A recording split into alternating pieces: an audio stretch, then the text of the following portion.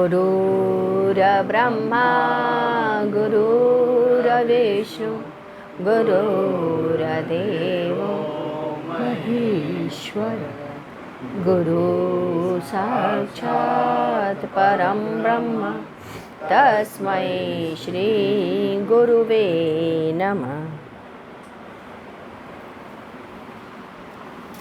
आइए आगे की तरफ पढ़ते हैं। कल हम लोग अलका आंटी और आस्था उसके साथ हुई घटना को पढ़ रहे थे और देख रहे थे कैसे गुरुदेव बच्चों के साथ बाल लीला और बड़ों के साथ बड़ी वाली लीला करते थे। आगे पढ़ते हैं। अशोक शिवपुर ने भी उसी घटनाक्रम में बताया कि एक बार मैं अपने बजाज स्कूटर के साथ जा रहा था। मेरे साथ एक और व्यक्ति पीछे बैठे थे। कैंट स्टेशन पर माल गोदाम की ओर से क्रॉसिंग पर गेट बंद था। दूसरी तरफ से इंजन आ रहा था। मैंने सोचा अभी तो इंजन दूर है, तब तक दूसरी ओर से हम निकल जाएंगे। इतनी देर कौन खड़ा रहे। मैं बगल का रास्ता पकड़ के उस रेल की पटरी को क्रॉस करने के लिए अपनी गाड़ी मोड़ दी, लेकिन जाते जाते इंजन भी आ गया। मुझ में इंजन की आवाज़ लगी और न मुझे उसको दिखाई दी। पीछे बैठा व्यक्ति तो मेरी गाड़ी से कूद करके उतर गया। उसने कहा कि मरने में इसे कोई नहीं बचा सकता। अब तो यह मरने के लिए ही जा रहा है। और इंजन गनगनाता हुआ सा चला आ रहा था और मैं बजाज स्कूटर से उसको क्रॉस करने में लगा रहूं। अचानक मेरी गाड़ी रुक जाती है और 1 इंच आगे भी नहीं बढ़ पाती है और दूसरी तरफ से इंजन ज़ोर से आवाज़ करता हुआ आता है और आगे से निकल जाता है। मेरी गाड़ी और इंजन के बीच बस जरा मात्र का ही अंतर था। सभी ने कहा कि यह गया। जब वह चला गया तब सबने कहा आज ईश्वर ने आपको बचा लिया। मैं भी सोचने लगा गाड़ी कैसे रुक गई, और रुकने पर भी गाड़ी को 2-4 इंच तो आगे बढ़ना ही था, परंतु रुकना एकदम सही जगह पर और एकदम जड़वत हो जाना, यह अद्भुत बात थी। प्रायः तेज़ी से चलती भी गाड़ी रुकने पर कुछ इंच आगे तो बढ़ती ही है, परंतु इसके साथ अनोखी बात रही, 1 इंच भी गाड़ी आगे नहीं बढ़ी। मेरी और उस इंजन गाड़ी की दोनों ही का ही भरता बन गया होता। मैं भी चला जाता अंदर और गाड़ी भी। इस स्थल पर आने का प्रताप ही था कि गुरुदेव की कृपा जिस पर है उसका बाल भी बांका नहीं होता। गुरुदेव को यह बात मैंने बताई थी। गुरुदेव ने कहा था, आप शुद्ध से शुद्ध रहोगे, भगवत सत्ता पर आपका अटूट विश्वास रहेगा तो ऊपर की सत्ता हर पल आपके साथ रहेगी। हमेशा ऐसे समयों पर वह मदद करने के लिए हाथ आगे बढ़ा देगी। वह सूक्ष्म हाथ आपको भले न दिखे, लेकिन वह आपकी सहायता करके चली जाएगी। हम लोगों को इधर गुरुदेव की चर्चा चल रही थी। गुरुदेव तो थे नहीं, उसी पे चर्चा हो रही थी कि इतनी देर में बड़ी तेज़ी से गुरुदेव की सुगंध पूरे गलियारे में फैलने लगी। हम लोग दौड़े कि सुगंध तो बहुत अधिक आ रही है, कहीं अंदर आ तो नहीं गए। अपने अंदर हम इस सुगंध को अच्छे से संभाले तो हम सब मिलके कई तो गहरी गहरी सांस लेने लग गए। गुरुदेव सूक्ष्म रूप में तो वर्तमान हो ही गए हैं यहाँ पर। हम सब उस फैली हुई सुगंध को अनुभव कर रहे थे। इसके पश्चात 25 अप्रैल सन 1993 आज बलराम जी का हवन था। अभी तक गुरुदेव नहीं आए थे, उनका कुछ भी पता नहीं। सभी लोग तरह तरह की अटकलें लगा रहे थे। कोई कह रहा था पंजाब गए, कोई कह रहा कलकत्ता गए, कोई कह रहा कुछ, फिर कोई कह रहा दिल्ली गए। देखो अनिल भी एक दिन आया था, फिर नहीं आया। सब इसी अनुमान में लगे हुए थे। इसी तरीके से हम लोगों का दिन कट रहा था।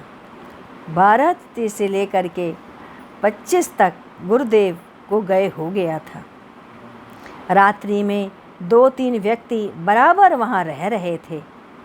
खाना बनता, लोग खाना खाते, नियमानुसार जैसी पद्धति उन्होंने बता दी थी उसी तरीके से हम लोग 1-1, 2-2 करके साधना करते और उतनी ही संख्या में रहते, रात्रि विश्राम करते। 1 हफ्ता बीत गया। थोड़ा व्यवधान भी रहा, परंतु कोई विशेष बात नहीं रही। आपसी में थोड़ी बहुत बातें भी हुईं, लेकिन फिर भी सब कुछ सुचारू रूप से चल रहा था। इधर ऑफिस न जाकर गुरुस्थल पर ही मैं 1 आध दिन रुक गया। समय ऐसे ही निकल जाए, स्वयं आश्चर्य हो रहा था। मालूम ही नहीं हुआ 13 दिन बीत गए। सोनू, उषा, गुंजन हमेशा दिन में आते जाते रहते। सायंकाल को कभी कभी उषा आती। सायंकाल के समय अन्य लोग भी आते। भजन, कीर्तन, ध्यान होता। फिर उसके बाद पुस्तक का अध्ययन चलता। रात्रि में जब हवन समाप्त हुआ तब जयराम भैया ने कहा, आज कीर्तन, आज की रात्रि और कल यहाँ पर कोई नहीं आएगा। कल के दिन कोई नहीं आएगा। ये क्या ऐसा संदेश गुरुदेव ने भेजा है? सब तरफ हलचल मच गया। अब क्या था, सब उसी पे चर्चा करने लगे कि क्या बात है। सबके चेहरे पर प्रसन्नता भी आ गई कि चलो कल तो आ ही जाएंगे। फिर ये था, यह संदेश आया कि कल सुबह गुंजन, सोनू ये आ सकते हैं। पूछने चलो रात्रि कैसे बीते। हम लोग ठीक से नींद भी नहीं लिए और रात्रि बीती कि कल तक गुरुदेव आ जाएंगे। कोई विशेष घटना 12 तारीख से लेके 25 तारीख के बीच में नहीं थी, अतः हमने इसे संक्षिप्त में लिखा है। शेष जानकारी आगे कहीं पे लिखी मिलेगी। एक दिन अलका द्वारा लगाया गया भोग, उसके बारे में खबर आई। हम लोगों के लिए बहुत सुखद अनुभूति थी। उनसे बात करके उसे लिख दिया। सोमवार को 27 तारीख, आज गुंजन और सोनू सुबह सुबह पहुंच गए 10 बजे तक। गुरुदेव को प्रणाम किया। 13 दिन बाद गुरुदेव से भेंट हुई। सभी लोग बड़े खुश। धीरे धीरे करके सभी आ गए। गुरुदेव से सबने पूछा, कहाँ गए थे आप? उन्होंने कहा, मैं तो ऊपर के कमरे में था। किसी के समय में समझ में कुछ नहीं आ रहा था। कहाँ थे आप? दोपहर को खाना क्या बना?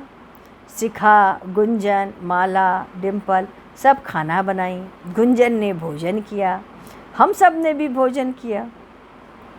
आज प्रातः अशोक शिवपुर अपने भाई सुरेश को लेकर आए थे।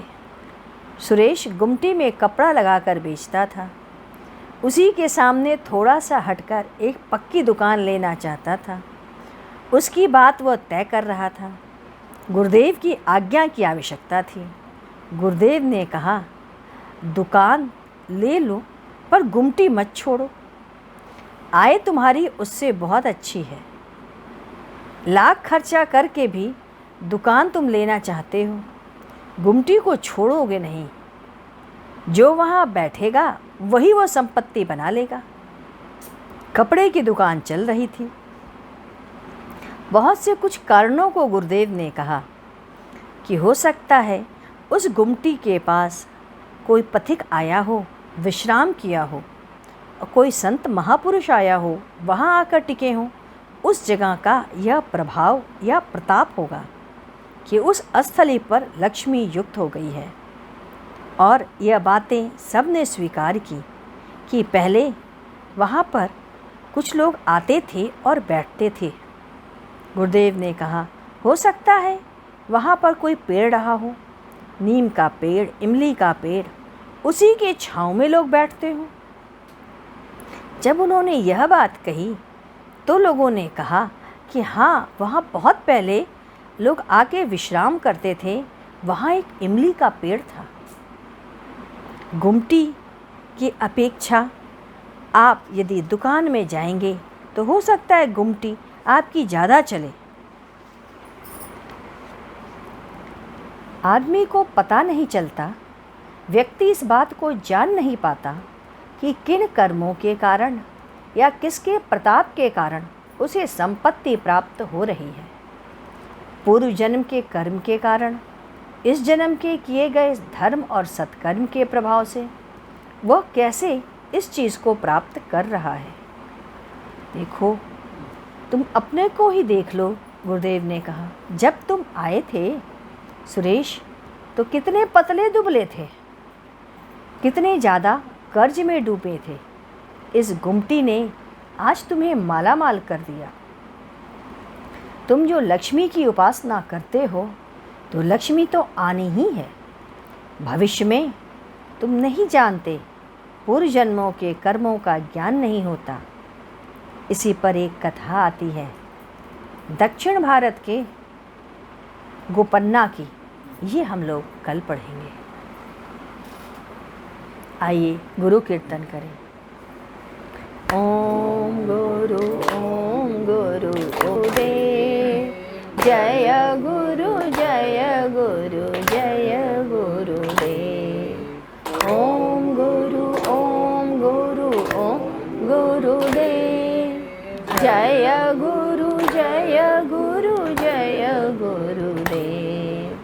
ओम गुरु गुरुदेव, जय गुरु जय गुरु जय गुरुदेव। ओम गुरु गुरुदेव, जय गुरु जय गुरुदेव। ओम गुरु गुरुदेव, जय गुरु जय गुरु जय गुरुदेव। ओम गुरु गुरुदेव, जय गुरु जय गुरुदेव। ओम गुरु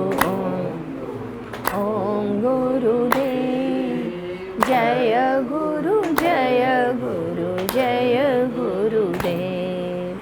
ओम गुरु गुरुदेव, जय गुरु जय गुरुदेव। बोलिए सद्गुरुदेव की जय।